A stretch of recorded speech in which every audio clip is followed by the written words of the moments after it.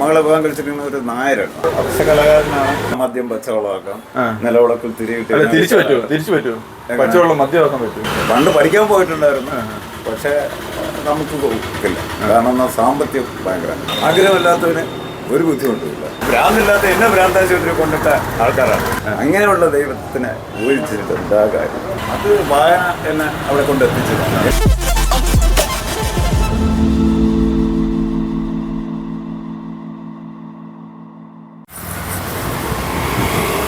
നമ്മൾ ഉച്ചക്കടയിലെത്തി. അത് പഴയ ഉച്ചക്കടയാണ്. പഴയ ഉച്ചക്കടയിൽ കുറേ കടകളുണ്ട്. നമ്മൾ ഉച്ച സമയത്താണ് ഇപ്പോൾ നിൽക്കുന്നത്. അതുകൊണ്ട് ഉച്ചക്കട എന്ന് പറയുന്നതിന് അർത്ഥമുണ്ട്. ഇച്ചിരി സന്ധ്യ ആയി കഴിഞ്ഞാൽ ഈ പേര് പറയാമോ എന്ന് എനിക്കറിയില്ല. പക്ഷേ ഇവിടെ ബിയറേജ് വന്നത് കാരണം ഇവിടെ ചില ഓളം തള്ളലൊക്കെ ഉണ്ടെന്ന് ഇവിടെ ഉള്ളവരൊക്കെ പറയുന്നുമുണ്ട്. നമുക്ക് ഇവിടെ വന്നപ്പോൾ ഒരു ചേട്ടനെ കണ്ടു. അദ്ദേഹത്തിൻ്റെ ഉള്ളിൽ, അദ്ദേഹത്തിൻ്റെ ചുറ്റിൽ അദ്ദേഹത്തിൽ കുറച്ച് കാര്യങ്ങളുണ്ട്. അദ്ദേഹം ചില്ലറക്കാരനല്ലെന്നും മനസ്സിലായി.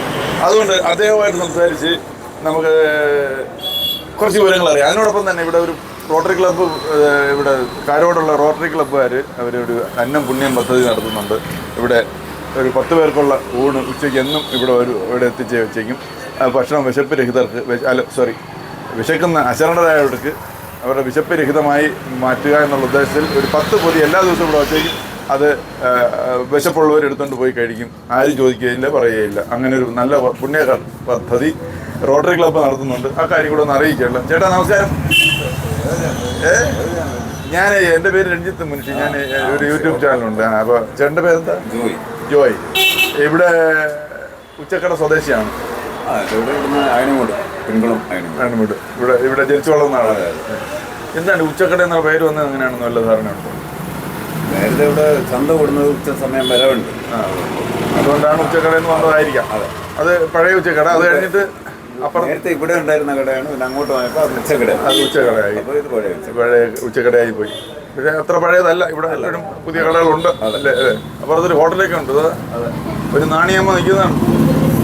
ചേട്ടാ ഇപ്പൊ ഇവിടെ എന്തൊക്കെ ചെയ്യുന്നു? ഇവിടെ എന്താണ് ഇപ്പോഴത്തെ ആക്ടിവിറ്റീസ്? ഇപ്പോൾ നമ്മളൊരു അക്ഷകലാകാരനാണ്. ചെരുപ്പ് റിപ്പയറിങ്, ബാഗ് റിപ്പയറിങ്, അങ്ങനെയൊക്കെ മാജിക്കുമായിട്ട് ബന്ധപ്പെട്ട് ആരെങ്കിലും പഠിക്കാൻ വന്നാൽ പഠിപ്പിച്ചു കൊടുക്കും. മാജിക് കലാകാരനാണ്. അത്യാവശ്യം ഇപ്പൊ പെർഫോം ചെയ്യാറുണ്ടോ? ചെയ്യാറില്ല. വേണമെങ്കിൽ അത്യാവശ്യം ഒന്ന് കാണിക്കാം. വാച്ച് ഉണ്ടെങ്കിൽ ഒന്ന് തന്നാൽ ഒരു ചെറിയ പരിപാടിയാണ്. എന്റെ ഈ സൂചി വാച്ച് ഇപ്പൊ ഇല്ലല്ലോ. സൂചി വാച്ച് അതാണ്ട് തല്ലി പൊട്ടിക്കാനാണ്. ഈ വാച്ച് നമ്മുടെ സുഹൃത്ത് മനോജിന്റെ വാച്ച് ഊരി തല്ലി പൊട്ടിക്കാം. ഈ വാച്ച് ഓടുന്നതാണ്. എനിക്ക് കാഴ്ചയിൽ കുറവാണ്. ഇത് ഓടിക്കൊണ്ടിരിക്കുകയാണ്. അത് വാച്ച് കെട്ടുന്ന ആള് അധികം ഓടിയില്ലെങ്കിലും വാച്ച് ഓടുന്നുണ്ട്. ഇപ്പോൾ വാച്ച് ഓടുന്നുണ്ടോ? വാച്ച് ഓടുന്നില്ല. ഇപ്പൊ ഓടുന്നില്ല. വാച്ച് ഓടുന്നുണ്ടോ? ഇപ്പൊ ഓടുന്നു. ഇതുള്ള പിന്നെ ഇത് ചൂണ്ടുമർമ്മം എന്നൊക്കെ പറയുന്നല്ലോ. ചൂണ്ടി നിർത്തുകയാണ് സാച്ചിന് സൂചിയെ. അതൊരു മിടുക്കാണല്ലോ. ഇതുണ്ട്. ആ ചിരി ഒന്ന് ചൂണ്ടി നിർത്താൻ പറ്റുമോ? എപ്പോഴും ചിരിച്ചോണ്ടിരിക്കും. ഞാൻ ചോറെടുത്ത് മാറ്റാൻ പറയുമ്പോഴേക്കും ഒരുമാതിരി പുച്ഛം. ശരി. അപ്പൊ ഇത് നമ്മള് ഈ പറഞ്ഞ പോലെ ഉണ്ടല്ലോ, നമുക്ക് ചുറ്റുമുള്ള ആളുകളെയൊന്നും നമ്മളങ്ങനെ അണ്ടർ എസ്റ്റിമേറ്റ് ചെയ്യാനായില്ല. കാരണം നമ്മുടെ ആരാണ്, എന്താണ് അവരുടെ ഉള്ളിലെ കഴിവുകളൊന്നും നമുക്കറിയത്തില്ല. ചേട്ടൻ വർഷങ്ങളായി ഈ നാട്ടിൽ ജീവിക്കുന്നു. ഇടയ്ക്ക് പാപ്പനംകോടാണ് സെറ്റിൽ ചെയ്തത്. ഇപ്പൊ തിരിച്ച് വീണ്ടും സ്വന്തം നാട്ടിലെത്തി. പാപ്പനംകോട് മടുത്തോണ്ടാണോ? അല്ലല്ലോ. എനിക്കൊരു സ്ഥലമുണ്ട്, മകള് താമസിക്കുന്നത്. ഇപ്പൊ ഇവിടെ ചെരുപ്പെന്ന് പറഞ്ഞാൽ തന്നെ ഒരു കാര്യമുള്ളത്, ഈ കാലിൽ എന്തെങ്കിലും പ്രശ്നമുള്ളവർക്ക്, വൈകല്യം ഉള്ളവർക്ക്, അവർക്ക് ഇടുന്നതിന് പ്രത്യേകം ചെരുപ്പ് നമുക്കറിയാം. കുഞ്ഞിക്കുമനിൽ ദിലീപ് ഇട്ട ചെരുപ്പ് ഒരുമാതിരി ചരിഞ്ഞ ചെരുപ്പാണ്. അതുപോലുള്ള ചെരുപ്പുകളൊക്കെ ചെയ്തു കൊടുക്കണമെങ്കിൽ അതാണ് ചെയ്തോണ്ട് അല്ലേ? അങ്ങനെ ലെതറിൽ അങ്ങനെ ചെയ്യാറുണ്ട്. ഇപ്പോഴും ആവശ്യക്കാർ കൊണ്ട് നമ്മൾ ചെയ്തു കൊടുക്കുന്നുണ്ട്. ശരി. ഇനി അതിന്റെ കൂടാണ് ഈ മാജിക്കിന്റെ പരിപാടി. Side business. മാജിക്ക് പണ്ടേ ചെയ്യുമായിരുന്നു. സ്റ്റേജ് പ്രോഗ്രാം അല്ല, നമ്മുടെ പണ്ട് പഠിക്കാൻ പോയിട്ടുണ്ടായിരുന്നു. പക്ഷേ നമുക്ക് പോകില്ല. കാരണം സാമ്പത്തികം ഭയങ്കര. ഇതിന് കുറച്ച് സംഭവങ്ങളെല്ലാം സെറ്റപ്പ് ചെയ്യണമെങ്കിൽ കുറച്ച് കാശൊക്കെ വേണം. അപ്പോൾ അതുകൊണ്ട് വലുതായിട്ട് ചെയ്തിട്ടില്ല. പക്ഷേ ഇപ്പോൾ ആരെങ്കിലും ആവശ്യം വാങ്ങി സെയിൽ മാജിക്കിന്റെ ഉപകരണങ്ങൾ അതെങ്ങനെയാണെന്ന് പറഞ്ഞ് വിശദീകരിച്ച് ആ സാധനങ്ങളോടായിട്ട് ചേർത്ത് കൊടുക്കും. അങ്ങനെ ആരെങ്കിലും മദ്യം പച്ചവെള്ളമാക്കാം, നിലവിളക്കിൽ തിരിയിട്ട് തിരിച്ചു പറ്റുമോ പച്ചവെള്ളം മദ്യമാക്കാൻ പറ്റും? അത് കളർ ചേർക്കണം. അല്ല, ഇവിടെ ആവശ്യമുള്ള അതാണ്, മദ്യത്തിനെ പച്ചവെള്ളം ആക്കല്ലേ എന്നാണ് ഈ ലോകം പറയുന്നത്. വെള്ളത്തിനെ മദ്യമാക്കി തായേ. യേശുക്രിസ്തു പച്ചവെള്ളത്തെ ചാരമാക്കി, ചാരം കുടിച്ചു തുടങ്ങിയപ്പോൾ നമ്മള് ചാരത്ത് പച്ചവെള്ളമാക്കാം. അത് ആരും അറിയരുത്, അവന്മാരെ എടുത്തിട്ട് ഇടിക്കും. ഇത് വൈകുന്നേരം ആകുമ്പോഴത്തെ വിഷയമല്ലേ, മരിക്കാൻ കിടക്കുന്ന എന്താ പേടി. ശരി, അങ്ങനെ ജീവിതത്തിൽ നിരാശയായോ? അല്ല, നിരാശയല്ല. ഞാൻ മരിച്ചു കിട്ടിയാൽ പിള്ളേർ വെട്ടിക്കറി പഠിക്കാൻ വേണ്ടി ഇപ്പോഴേ എഴുതി വെച്ചിട്ടുണ്ട്. അങ്ങനെയൊക്കെ ഒരു ഒരു പ്രതിബദ്ധതയുള്ള കൂട്ടത്തിലാണ്. ഒരു യുക്തിവാദമൊക്കെ ഉണ്ടോ? തീർച്ചയായിട്ടും. അതെന്താ ഒരു യുക്തിവാദം വരാൻ കാര്യം? അത് വായന എന്നെ അവിടെ കൊണ്ട് എത്തിച്ചത്. എൻ്റെ സംശയങ്ങൾക്കുള്ള മറുപടി എല്ലാം ഇടമറുസാറിൻ്റെ പുസ്തകങ്ങളിലും കോവൂരും ഇടമറും ഒക്കെയാണ് നമ്മുടെ ദൈവങ്ങളല്ല, ആശയം നമുക്ക് തന്നത്. അടിച്ചേൽപ്പിക്കുകയല്ല, നമ്മൾ ചോദിച്ചു വാങ്ങി പഠിച്ച് തെറ്റും ശരിയും തിരിച്ചറിയും. അപ്പോൾ ഒരു യുക്തിവാദം, ഒരു നിരീശ്വരവാദം ഒക്കെ ഉള്ളിൽ പുരോഗമന ചിന്താഗതി ഉണ്ട്. അപ്പോൾ അതിന്റെ അടിസ്ഥാനത്തിലാണ് ജീവിതം ഡിസൈൻ ചെയ്തിരിക്കുന്നത്. മക്കളൊക്കെ ടെക്നോപാർക്ക് ഒരാളെ ഉള്ളു? അല്ല, രണ്ടുപേരുണ്ട്. മകന് ഇപ്പോൾ പത്തൻ പണി അങ്ങനെയുള്ള പണി. ശരി. അപ്പോൾ ഈ മാജിക്കിൽ ഇപ്പോൾ പഠിക്കാൻ പറ്റിയത് വരുന്നുണ്ട്. ഇന്നലെ പ്ലാറ്റ്ഫോമിൽ കച്ചവടമായിരുന്നു. അതിൽ 1500 രൂപയുടെ കച്ചവടമുണ്ട്. അപ്പം അങ്ങനെ ജീവിതം തള്ളിക്കൊണ്ട് പോകുന്നു. തള്ളിക്കൊണ്ടല്ലോ, സന്തോഷമാണ്. കാര്യം ആഗ്രഹങ്ങളില്ല. ആഗ്രഹമില്ലാത്തവന് ഒരു ബുദ്ധിമുട്ടുമില്ല. അതാണ് പോയിന്റ് അല്ലേ? അതെ, ആഗ്രഹമുള്ളവർക്ക് മാത്രമേ എപ്പോഴും ടെൻഷനും കാര്യങ്ങളും. അല്ല, ആഗ്രഹിക്കുന്നത് തെറ്റാണോ? ആഗ്രഹിക്കുന്നത് തെറ്റല്ല, പക്ഷെ അവനവൻ്റെ വരുമാനത്തിനനുസരിച്ചുള്ള അല്ലെങ്കിൽ ഉള്ളത് കൊണ്ട് തൃപ്തിപ്പെടുക. അല്ല, ഒരു കാര്യം ആഗ്രഹിക്കുകയും അതിനനുസരിച്ച് വരുമാനം ഉണ്ടാക്കുകയും ചെയ്യുന്നത് അത് തെറ്റല്ല. അങ്ങനെയാവാം, പക്ഷെ അമിതമായിട്ട് ആഗ്രഹിച്ചാൽ അവിടെയാണ് പ്രശ്നങ്ങളുടെ തുടക്കം. അപ്പോൾ ആഗ്രഹിക്കാം, കുഴപ്പമില്ല. നമുക്ക് ഇന്നത് നേടിയെടുക്കാൻ സാധിക്കും എന്നുള്ളത് മാത്രം. കടം വാങ്ങി ആഗ്രഹിച്ചാൽ പിന്നെ അതിനേക്കുള്ള ബുദ്ധിമുട്ടാണ്. നമുക്ക് ജീവിതത്തിൽ ആഗ്രഹത്തിനപ്പുറം ഒരു ലക്ഷ്യം ഉണ്ടാവുന്നല്ലേ? അത് നല്ലതാണ്, പക്ഷേ കടം വാങ്ങിയുള്ള ഇതല്ല, നമ്മുടെ സ്വന്തം പ്രയത്നത്തിൽ കൂടെ ആവാം. അത്രയാണ്. ചേട്ടൻ്റെ ജീവിതത്തിൽ ലക്ഷ്യങ്ങളുണ്ടായിരുന്നു? അത്യാവശ്യമുള്ളത് കയറി കിടക്കാൻ ഒരു 5 സെൻറ്റ് വീട്, പക്ഷേ അത് സ്വന്തം പേരിലായിരിക്കണം, നമ്മൾ വില കൊടുത്ത് വാങ്ങുന്നതായിരിക്കണം.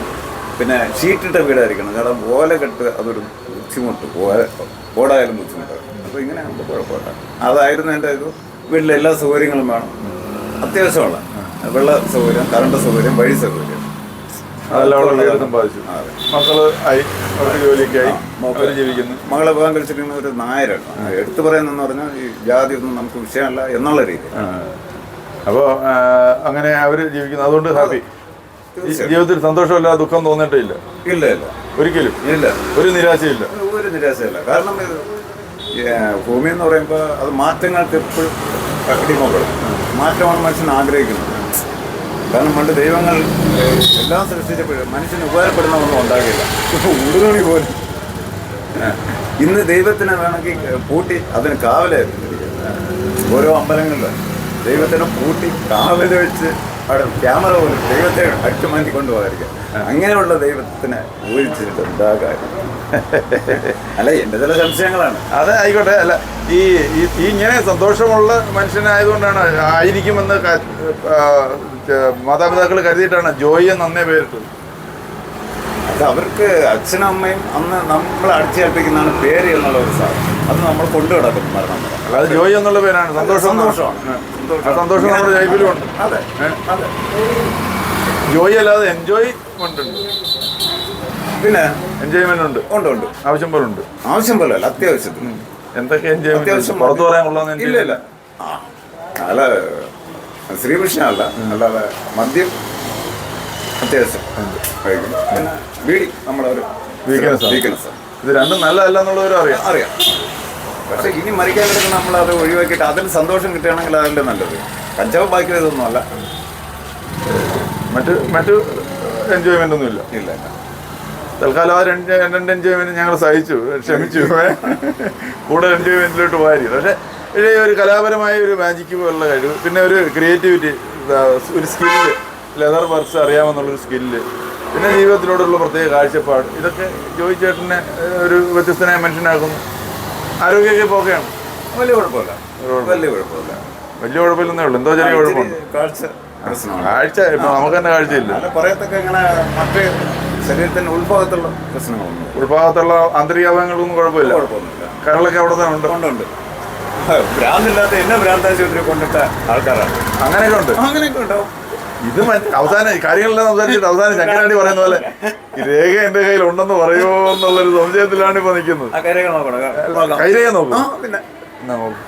എന്തായാലും ഇനി എന്റെ കൈ നോക്കും. ഇത്ര മനോഹരമായ കൈയാണ്. അത്യാവശ്യം സാമ്പത്തികമുണ്ട്. 5 പൈസ വിട്ട് കളയത്തില്ല. ഇത് രണ്ടും തെറ്റാണ്. എന്നെ കൊണ്ട് നിങ്ങൾ പറയും. പക്ഷെ ഏകഭാര്യ വ്രതനാണ്. സാമ്പത്തികം ഉണ്ടാകാൻ സാധ്യത. ഏകഭാര്യ വ്രതനാണെന്ന് ഉറക്കെ പറഞ്ഞ ഭാര്യ ഒന്ന് കേൾക്കുമായിരുന്നു. അടിയിട്ടായിരിക്കാൻ വേണ്ടി അത് സത്യമാണ്. കൈരേഖ ശരിയാണെങ്കിൽ ഇത് കൈരേഖ തെറ്റാണ്. അതാണ് യുക്തിവാദം. എന്നാൽ കൈരേഖ ശാസ്ത്രം ഇവർ പറയുന്നതിനനുസരിച്ച് നോക്കുമ്പോൾ സാമ്പത്തികമുണ്ട്, അത്യാവശ്യം വരുമാനമുണ്ട്, അത്യാവശ്യം ബാങ്ക് ബാലൻസ് ഉണ്ട്, ഏകഭാര്യ വ്രതനാണ്. പിന്നെ രാത്രിയാകുമ്പോൾ സ്വഭാവം ഇച്ചിരി മാറും. അങ്ങനെ വല്ലതും ഉണ്ടോ? അത് ജന്മനുള്ളത്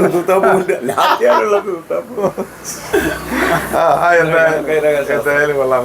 അപ്പോൾ അതെല്ലാം ഇരിക്കട്ടെ. എന്തായാലും ഞങ്ങൾ ഈ ഉച്ചക്കട ഞങ്ങളുടെ യാത്ര എന്ന് പറഞ്ഞാൽ കേരളത്തിൻ്റെ തെക്കേറ്റമായ കൈലേക്കുള്ള എന്നൊരു യാത്ര ഇങ്ങനെ സഞ്ചരിച്ചുകൊണ്ടിരിക്കുകയാണ്. അങ്ങനെ പഴയ ഉച്ചക്കടയിൽ എത്തിയത് ഞങ്ങൾ. ഇനി ഞങ്ങൾ ഉച്ചക്കടയിലേക്ക് പോകുന്നു. അത് ഓരോന്ന് കണ്ട് ഞങ്ങളിങ്ങനെ പോകും. അതിൻ്റെ ഞങ്ങളുടെ പ്രിയ പ്രേക്ഷകർക്ക് കാണിക്കുകയാണ്. അപ്പോൾ അവരോട് ഞങ്ങളുടെ പ്രോഗ്രാം ഒന്ന് കാണണമെന്ന് പറയാം. വേറെ എന്തെങ്കിലും മാനിക്കുമല്ലോ ഉണ്ടായില്ലേ? വേണമെങ്കിൽ മദ്യം വെച്ചുള്ളതാക്കാം. അലകള് സെറ്റപ്പെല്ലാം അവിടെ ഉണ്ട്. മദ്യം വെച്ചുള്ളതാക്കുന്ന സെറ്റപ്പ് ഉണ്ട്. ഒന്നൊന്ന് അതാക്കിയത്. ഇതെന്താ ഈ മദ്യം കഴിക്കരുത് ആരും. പച്ചവെള്ളം കുടിച്ചോണം. ഇവിടെ മദ്യത്തെ കൊണ്ടുവന്ന് പച്ചവെള്ളമാക്കി തരും. വെള്ളം കഴിഞ്ഞ തുടങ്ങിയ വെള്ളം ഒഴിക്കണ്ടല്ലോ. വെള്ളം മേടിക്കണ്ടല്ലോ. പച്ചവെള്ളമാക്കുന്നത് മദ്യത്തിനെ പച്ചവെള്ളമാക്കുന്ന കലാപരിപാടിയാണ് ഇപ്പോൾ നടന്നുകൊണ്ടിരിക്കുന്നത്. മദ്യപാനമാനൊക്കെ ഹാനികരമാണെന്നുള്ളവരെല്ലാവരും ഓർത്തിരിക്കും. വിറയിലേക്ക് ഉണ്ടല്ലോ ചെറിയ കഴിക്കാത്തതുകൊണ്ടാണ്. അല്ല, അത് ഒന്ന് അടിച്ചു ഇങ്ങനെ വെച്ച് കൈ വിറക്കുകയാണെങ്കിൽ മാത്രമേ ഇതാവുള്ളൂ. മദ്യം ഒഴിച്ചു വച്ചിരിക്കുകയാണ്. ഇത് കുടിക്കാനാണ് നിങ്ങൾ വിചാരിക്കരുത്. ഇത് മാജിക്കിന് വേണ്ടിയിട്ടാണ്.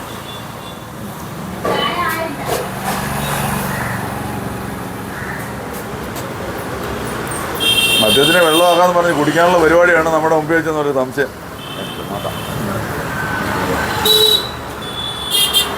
കൈയൊന്ന് കാണിക്കും. താക്കോല് തറ വയ്ക്കും. അടുത്ത് വയ്ക്കും. ഇങ്ങനെ അടുത്ത് വെച്ചല്ല. ഒന്ന് കമഴ്ത്തി നോക്കുക. ഒന്നുകൂടെ.